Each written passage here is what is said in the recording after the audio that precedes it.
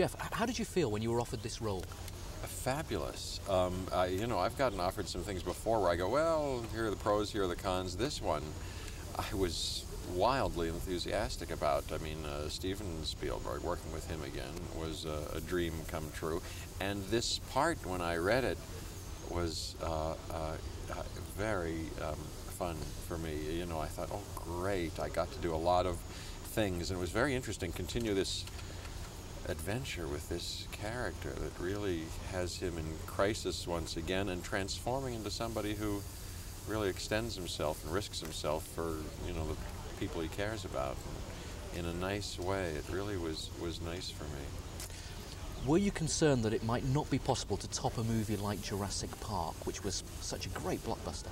It sure was. Well, not the financial aspect so much for me, but I wasn't. I know Steven Spielberg was very impassioned and jazzed up about meeting people's, you know, hopes and appetites from the first one. You know, people were really enjoyed the first one, and we knew we hoped we'd have people's interest, and he wanted to do something that really paid it off, you know, and wasn't avoided some of the pitfalls of sequels.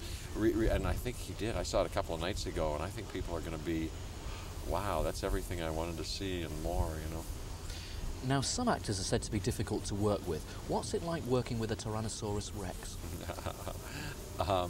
Not difficult. I'll tell you, the people who made this Rex, Stan Winston, who won the Oscar for the first time, so amazing.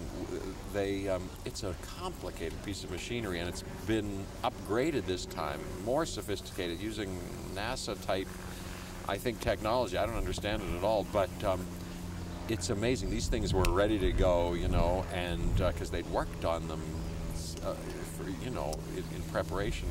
Amazingly, oh, they were something. But I must say they kept having safety meetings with us and said, you know, especially these Rexes. I don't think I'm giving anything away. They had models of these couple of big Rexes that weighed tons and had teeth and everything. And they said, you know, you got to put away your cell phones and your laptop computer, because that's how we're operating them. And just like taking off in a plane, if you put those things on, it can go out of control and do what it wants, you know. It was tricky. And for you, what was the most challenging part of acting in this movie?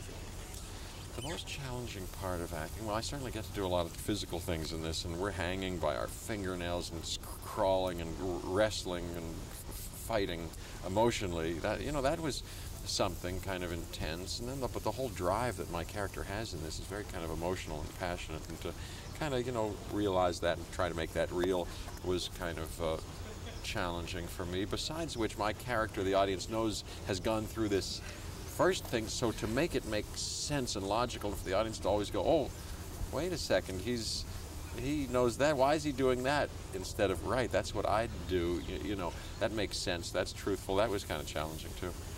And where do you go from here now? Where does this take Jeff Goldblum? More sci-fi movies?